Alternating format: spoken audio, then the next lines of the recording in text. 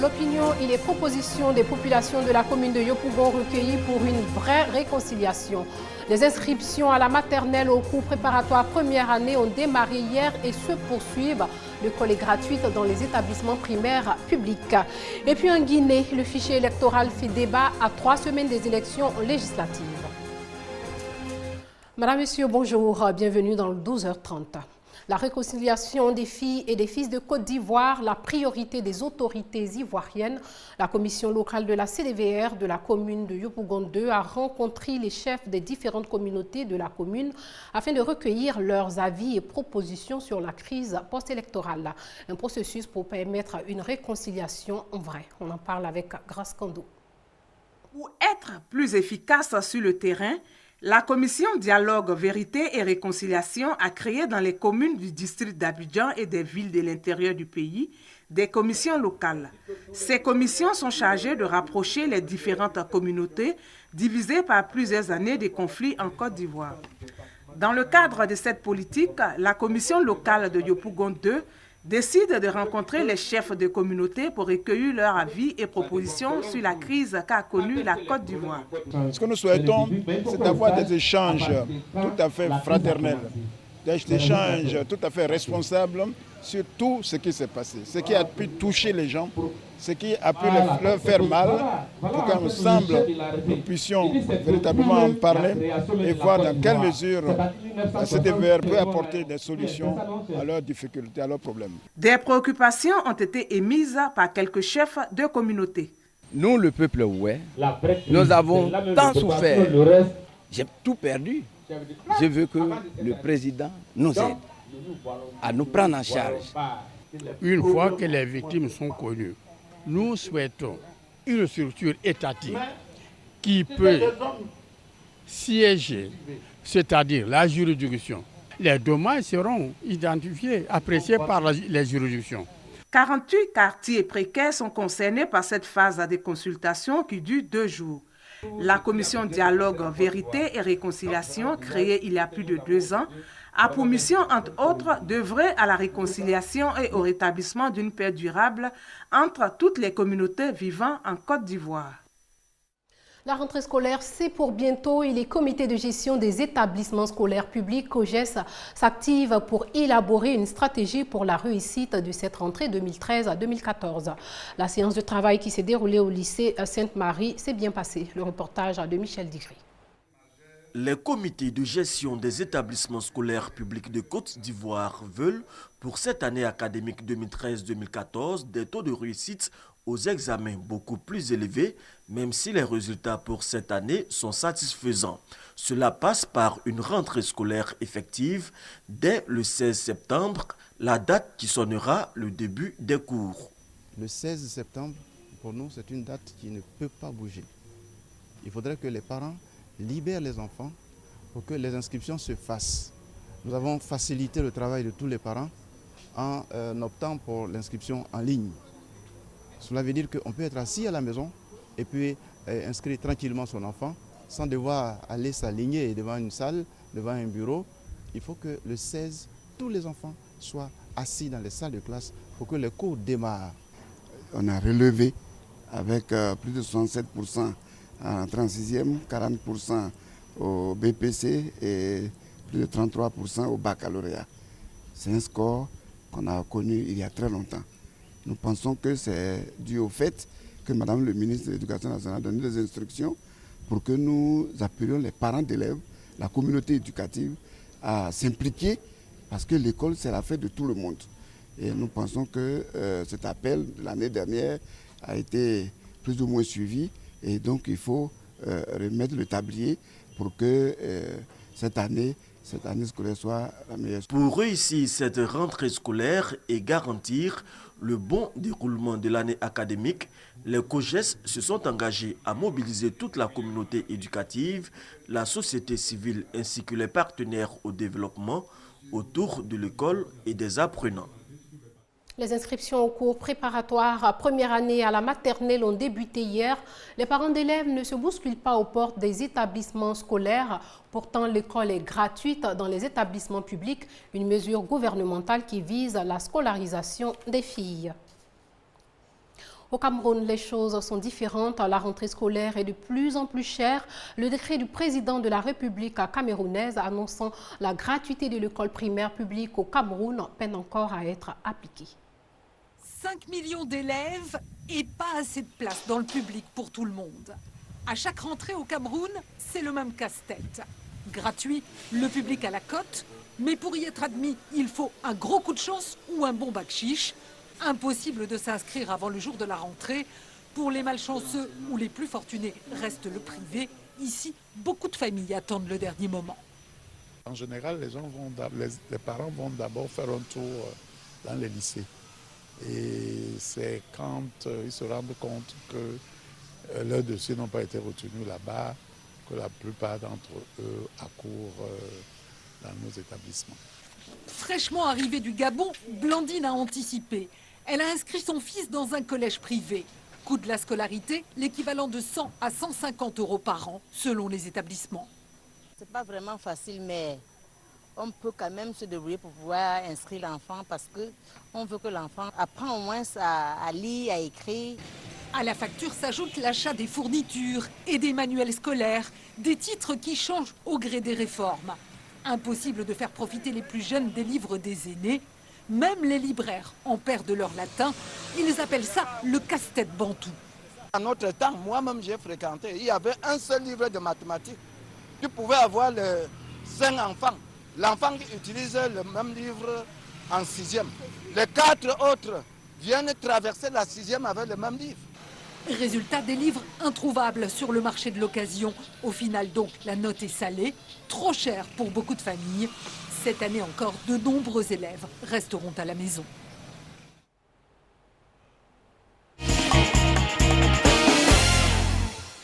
Couleur vacances dans la commune de Cocody. Cocody, quartier résidentiel, n'a plus sa réputation de la plus belle commune du district d'Abidjan. Les autorités municipales veulent rectifier le tir par la réhabilitation des parcs, jardins et espaces verts. Une tâche pas du tout facile. Laetitia Manglé nous en dit plus.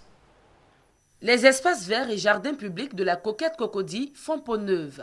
Il y a quelques mois de cela, ces endroits de repos pour les uns et de divertissement pour les autres n'étaient que l'ombre d'eux-mêmes, transformés parfois en dépotoirs ou abris pour malades mentaux. Avant, c'était un refuge de fous où les enfants ne pouvaient pas avoir accès pour pouvoir jouer. On pouvait même chasser les agoutis et là et tout ça. Avec la nouvelle politique du maire, nous avons essayé de restaurer ce jardin.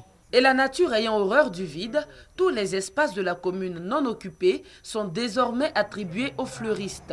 L'aubaine est toute trouvée pour réorganiser le secteur. Ici, là, on est sécurisé par la mairie. Grâce à la mairie, nous sommes là.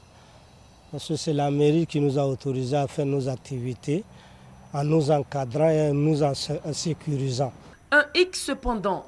Les belles sculptures implantées au sein des parcs à Cocody attendent toujours d'être approvisionnées pour produire l'effet escompté, jets d'eau et fontaines. Une situation qui laisse un goût d'inachevé au plaisir du résident et même du visiteur. Il faudrait que le maire arrive à faire quelque chose pour qu'il y ait de la fontaine, au moins dans les jardins publics. Vraiment, cela fait que tout est beau, tout est joli à voir. La mairie doit réhabiliter la fontaine parce qu'elle n'est pas là pour ne pas fonctionner sans eau. Donc la mairie doit se charger au moins de faire couler l'eau tous les soirs pendant les 18h. Cocody refait donc sa mue après plusieurs années de décrépitude. L'étape de la réhabilitation des parcs et jardins marque ainsi le début d'une vie plus gaie pour les riverains. Le chef de l'État, Alassane Ouattara, a lancé les travaux d'aménagement de la voie express à Bobo à Niamey hier et de la voie d'accès à l'hôpital général d'Aniamey. Coût global des travaux, plus de 8 milliards de francs CFA. Les travaux vont durer 12 mois. Le talent artistique de 60 enfants dévoilés à la 2e édition des vacances artistiques 2013. Ces enfants entre 3 et 11 ans et la danse, la musique et le théâtre n'ont plus de secret pour eux. Une initiative de l'Institut national des arts et de l'action culturelle INSAC.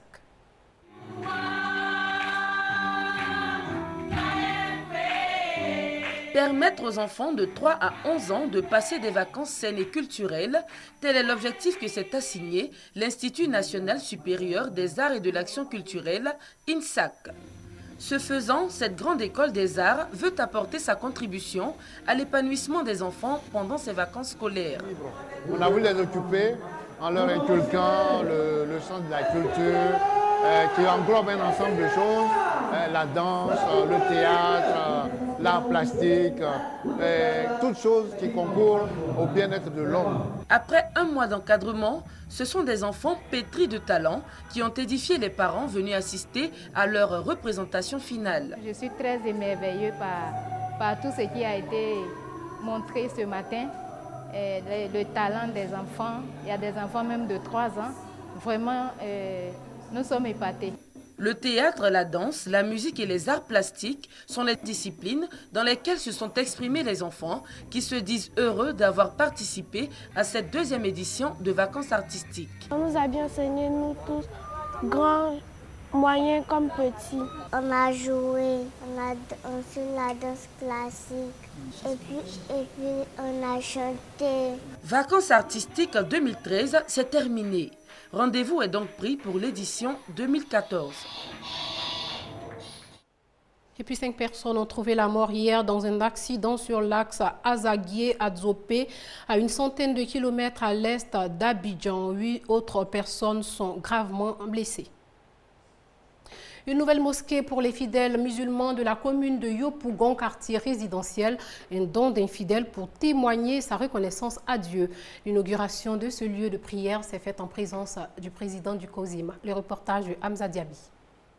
Un édifice religieux pour contribuer à l'éducation spirituelle des musulmans et raffermir davantage leur foi. Ce don est de l'Hadji Karamoko à toute la communauté musulmane et à Allah pour tous ses bienfaits. Une action saluée par l'ensemble des invités, notamment Koné Adama, le directeur général du Trésor et parrain de la cérémonie, et Cheikh Alaïma Bouakari Fofana, le président du Conseil supérieur des imams. Le guide religieux a également exhorté les fidèles à suivre l'exemple de l'Hadji Karamoko, avant de les inviter à faire de ce temple un lieu où règne la paix. C'est en juin 2006 que les travaux de la mosquée Al-Iman de Yopougon résidentiel ont démarré pour prendre fin en 2010. Elle est bâtie sur une superficie de 800 mètres carrés et comprend une grande salle de prière de 2 niveaux, une salle de conférence, des bureaux pour les responsables et une école islamique du CP1 au CM2. Sachez que Dioncounda Traoré, le président malien par intérim qui doit céder demain le pouvoir au président élu Ibrahim Boubacar Keïta, rencontre aujourd'hui même le président ivoirien Alassane Ouattara en tant que président en exercice de la CEDEAO. Le président Ouattara sera décoré par Dioncounda Traoré pour le remercier de ses efforts. Les élections législatives en Guinée se profilent à l'horizon. Ces élections sont prévues pour le 24 septembre prochain. Certains électeurs ont du mal à retrouver leur nom sur le fichier électoral et des leaders de l'opposition menacent d'intenter des actions de désobéissance civile si les conditions pour l'organisation d'un vote transparent ne sont pas réunies. À 3 semaines des élections législatives en Guinée, tout n'est pas prêt, loin de là. Certains électeurs en sont toujours à chercher leur nom sur les listes. J'ai trouvé le nom de mes parents, de mes frères, tout. Mais moi, vraiment, depuis matin, j'ai en train de chercher, je ne vois pas. J'ai cherché même dans les doublons, je ne trouve pas mon nom. Vraiment, je ne sais pas qu'est-ce qui va se passer. L'affichage des listes devait normalement être terminé le week-end dernier. Seulement voilà, la CENI a pris de retard. La Commission nationale électorale faisait le point la semaine dernière avec tous les partis. Les bulletins de vote ont été présentés, mais l'expert mandaté par l'Union européenne l'a confirmé. La révision du fichier électoral se poursuit pour enlever les doublons. Dès qu'un électeur est mis dans la base de données, on contrôle aussi directement s'il n'est pas déjà dans la base de données. Et pour éviter tout doute, après, il y a encore un arbitrage manuel pour vérifier si effectivement la machine ne s'est pas trompée. Selon l'opposition, des dizaines de noms de militants ont disparu des listes. Certains partis dénoncent des dysfonctionnements majeurs. Ils appellent la CENI et le pouvoir à trouver rapidement une solution. Non seulement nous irons poser l'élection si le fichier n'est pas consensuel, mais il n'y aura pas aussi d'élection sans nous. Ça veut dire que si dans les jours à venir, en tout cas au plus tard le 4 ou 5, on n'a pas de visibilité sur ce fichier, nous allons reprendre nos manifestations Sur le terrain, la campagne électorale se poursuit sans grand enthousiasme et avec quelques accrochages. Vu le retard de préparation des élections, certaines voix demandent même un nouveau report de ce scrutin, prévu initialement en 2011. Et puis en Syrie, l'axe Damas-Téhéran-Moscou mobilisé contre une frappe annoncée. Téhéran a d'ores et déjà averti qu'une attaque américaine contre la Syrie embraserait le Moyen-Orient. Derrière la bravade, les États-Unis prennent la mise en garde au sérieux. Washington a dépêché la semaine dernière à Téhéran le sultan d'Oman Qaboos. La Russie, de son côté, dépêche le cas échéant son vice-ministre des Affaires étrangères auprès de Hassan Nasrallah, le chef du Hezbollah, troisième pilier du triangle soutenant Damas. Et puis, sachez aussi qu'en Égypte, un tribunal militaire condamne 11 frères musulmans à la réclusion à perpétuité pour agression de militaires à Suez mi-août. Voilà, c'est sur cette information que s'achève ce journal. Merci de l'avoir suivi. Portez-vous bien.